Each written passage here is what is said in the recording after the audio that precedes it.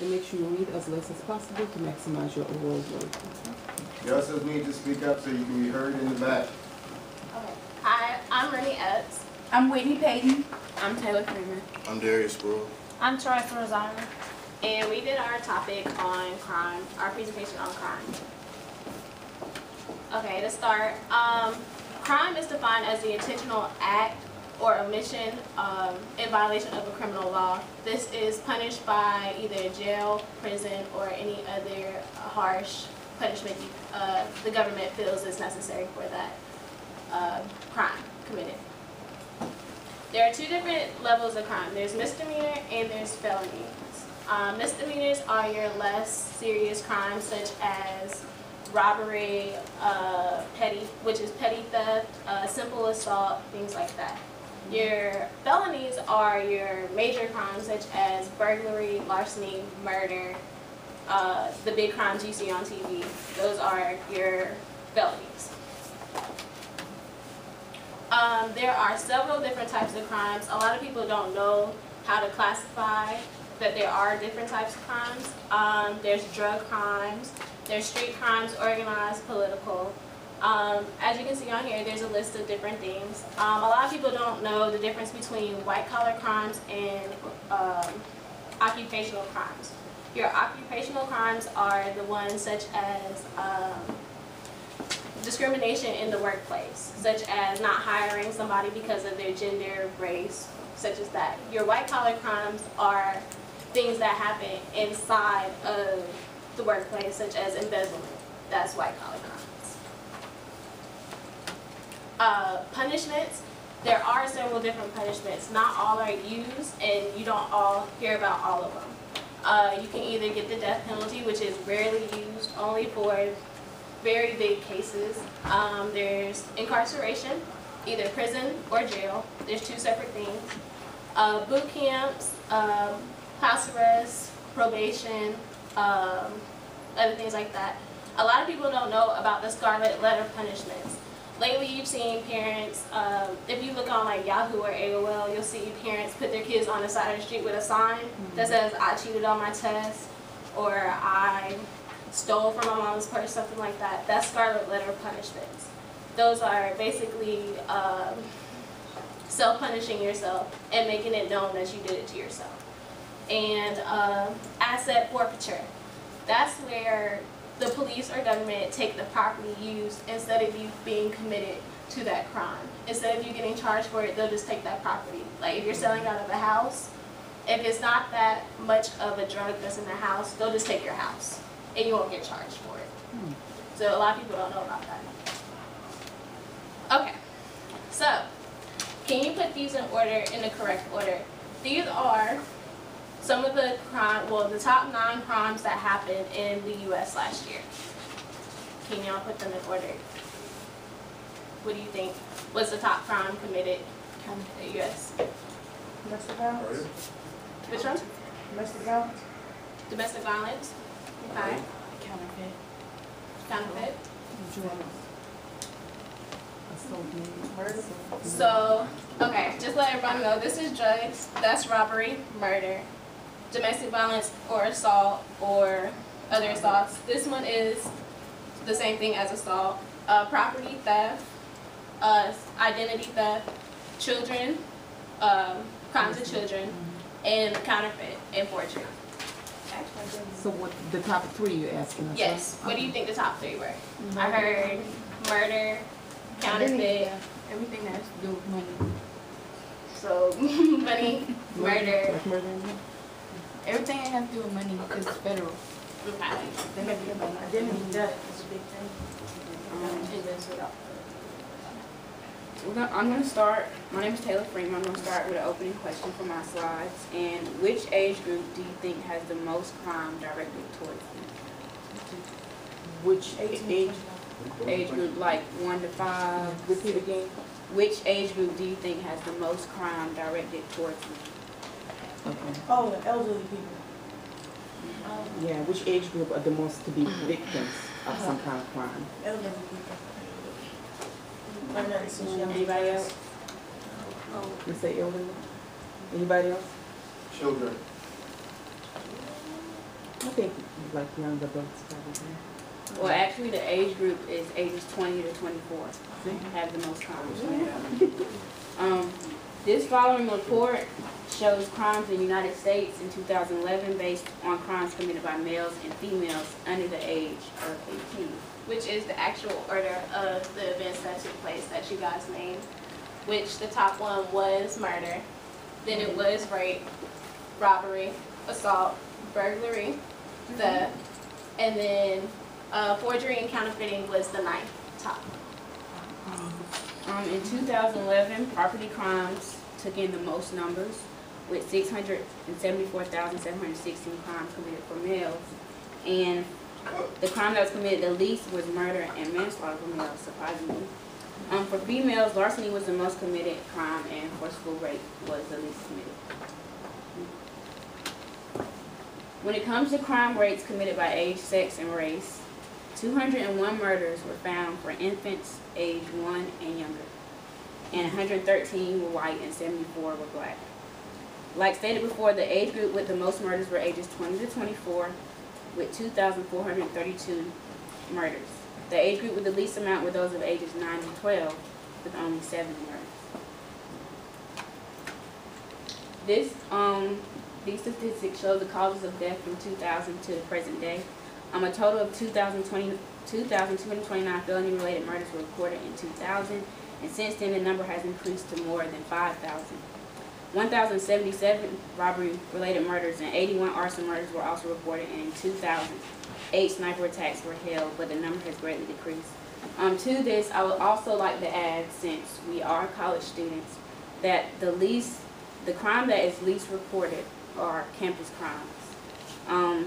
But there are some world-known campus crimes, such as the Columbine Massacre and Virginia Tech.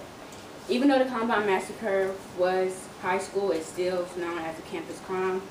And the massacre happened in the 90s in Columbine, Colorado, and it happened with 2 young men who were bullied. And what they did were they murdered 12 people and injured 21 other students.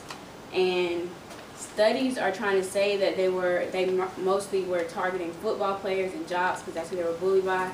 But in the end, it came to find out that they were just aimlessly killing people, just because it started off with them just shooting people on the front lawn of the campus, going inside, setting a bomb, and in the end, they committed suicide. Another one is Virginia Tech, which was in Blacksburg, Virginia. It's more recent. It is known as the deadliest shooting by a gunman in the United States, seeing that he killed 32 people and injured 15. And both of these crimes were committed from cyberbullying, and now they are trying to make anti-bullying campaigns and by modifying social media. Hi, my name is Darius Spruill, and I did my topic on drugs. I would like to start with the opening question. Do you think that alcohol is a drug? Yeah. Right. And that's true, it is a drug. The relationship between drug and crime use. Drugs can cause crime, crimes can cause drug use, or either there is a common cause explanation. Crime is caused by the chemical effect that drugs have on your body. The evaluation of pharmacological explanations either apply to a limited range of drugs or apply to only crimes of violence.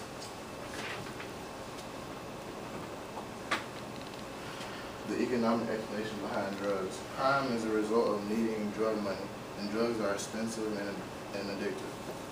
The theory behind it is, with use comes addiction. With addiction comes demand. With demand becomes greater expense, and with greater expense becomes criminal support.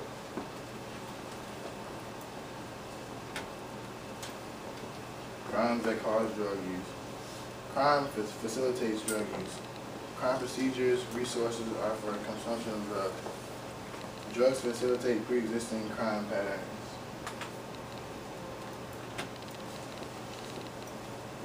Common cause.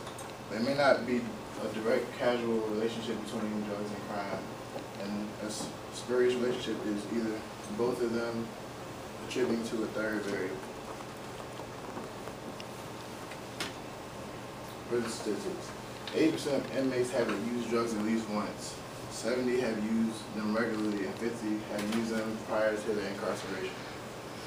80% of those arrested for drugs or drug offenses tested positive. 70% of those arrested for property offenses tested positive, and 50% or more of those arrested for violent offenses tested positive. And here are some drug addiction statistics. Marijuana is the most commonly used drug. Over 6 million children with have at least one parent in their household that use drugs. And since 1980, the number of drug overdose deaths has risen over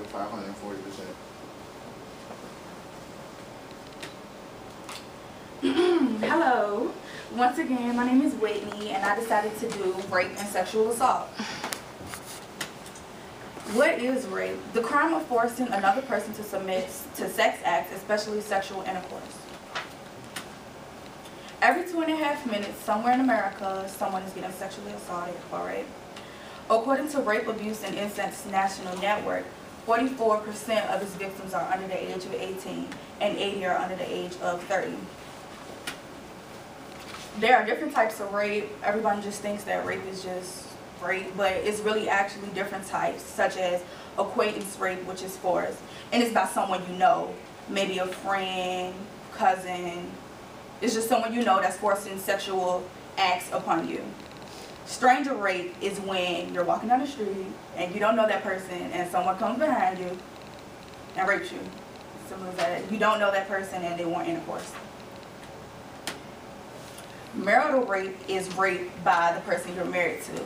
And what I found to be crazy was 98% of the people who go to court for this will not see a day in jail because it's hard to prove that your husband actually raped you, especially when, say for instance, you all are having sex on a day-to-day basis and it's that day that you don't want to do it and he forces you on it, that's rape. But if you take it to court, most likely he's not getting any time for it. And gang rape is when a group of people rapes one person, basically like running a train. Drug facilitated rape is when alcohol or drugs is used, and a common one is date rape. Date rape is, for instance, you're at a party, having fun, you leave your drink down, someone puts something in your drink, which is normally pop the pill open, drop it in there, and you come back and all of a sudden you're feeling a little woozy. I had a video, but it's too long, but you're feeling a little woozy and they take advantage of you. Normally you will not remember in the morning, or you won't remember what happened, but you will know, formally, because you may end up pregnant, or something's not right. You may be sore down there in the morning, but you basically won't remember. And statutory rape is when someone is of a younger age, normally under the age of 18. So say for instance you have a boyfriend, he's 20, you're 16. Most likely your parents will file for rape, statutory rape, even if you were dating, it's still underage. 1 in 6 women in America will be a victim of sexual assault or rape. This right here, which is surprising, shows the lifetime of women who will get raped. It shows that American Indian or Alaskan women in 2008 had the most women that were raped in their lifetime, which is 34%. I generally thought it would have been white females, but it's not. So, in sum, over 300,000 college women in the U.S. report a rape experience in their year prior to the 2006 study. The effects of rape. Victims 3 times are more likely to suffer from depression, post-traumatic stress disorder, which is 6 times more likely. 13 is more likely to be alcohol abusive, some drug addiction, and 4, suicide. This right here is a case study which is basically showing college women who are at risk for substance involved rape. And the results show that post-traumatic stress disorder is caused by your demographics, where you live, the history of how that person knows you or how you're perceived on campus, and some tactics including being drugged or alcohol. My discussion question, which is very debatable around on the internet and how people see, is some ask the question, do you think a man can get raped? Some people believe that because a man is physically stronger and I guess he's more likely to be the one to be the raper. Some say that men can't get raped. What do you all think? Okay. Is the question is, can it be raped by men? I'm not No, saying all women. Can a women. woman be the rapist and the man Okay. be the one getting raped? Okay. Can a man be raped by a woman? Yes. Yeah. If you don't want to have sex with her, but you know, people can get aroused and like they like don't intend to, so you can. Yeah. That was another one. So how many of you think that that's true? Okay. So the rest of you say no? Because a man Only is 2 strong. people, right? Not all men are strong though. But I mean, they got a woman. Can you rape her? No, they don't. Have you heard any cases in the media that pointed I to heard that? about one, these 2 women took this man and they bonded him down. Like, he was strong, but they jumped him somehow. They knocked him out and they strapped him down and they laid it on like this. And I'm glad Gabby did bring that up because it is going around that because men get aroused, they say that he can't be raped. But it's generally known whether someone does sexual acts to you, more than likely you will get aroused even if you don't want it. So that's another reason why they're saying men can't be victims of rape. But as he said, there are some, I heard that one where it was, in my case, it was 3 women. And it was a show actually, and he was a stripper. And he didn't want to have sex, but 3 women took him to the back and they binded him up on the bed and they raped him. But when he went to court, it didn't hold up. Maybe because he was a stripper or maybe because he did get aroused. But like I said, that's one of the more debatable topics that are out there in the media now.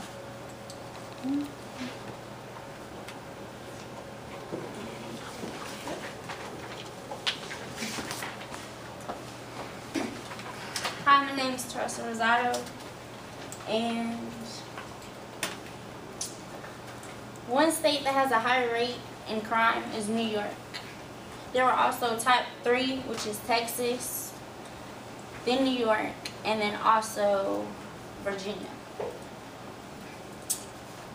According to police statistics, crime rates in New York didn't change that much compared to 2012. Overall, crime decreased by 8% through December 18 compared with the same period a year ago. There have been 100, whoa, I apologize. 102, 400, Just say over 102,000. over 102,445 felonies so far compared with 1,269 by the same time that last year. This pie graph shows that theft overall was the top in New York compared to everything else. During my research, I found out that the leading cause of the theft being so high in New York is because of the job availability, and they would steal stuff and then they would also sell it. So that's how they would make their money throughout the waves.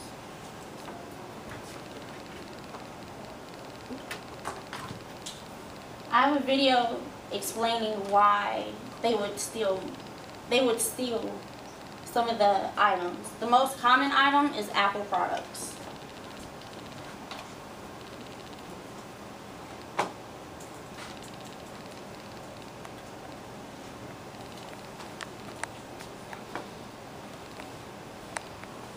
As you can see, the story is that 4 guys came into a thrift shop and they were planning on buying something, but in reality, they set his friend up to steal.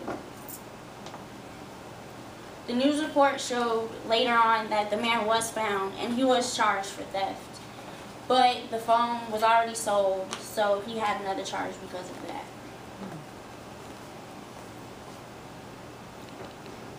Now that the Apple creator passed away, Apple products are more expensive online, on eBay, Amazon, and other places. That's why some people in society steal Apple products.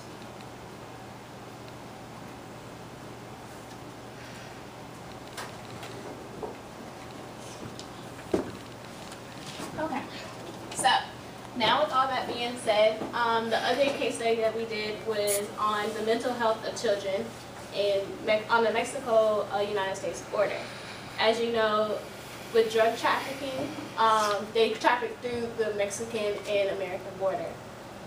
Through this, the results basically showed that due to the exposure the children have that live there, it does affect their mental state.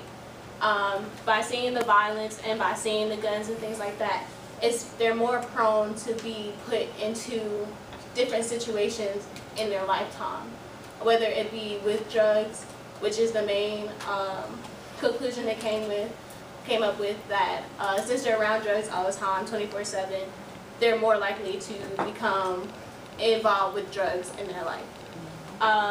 Also, because they're exposed to poverty and the violence, is higher problems as well.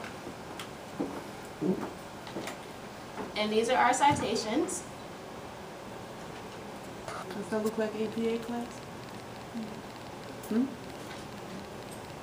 Resemble more of an APA? Okay. And then these are our article citations. And then these are the articles that we found through NC Live. And that's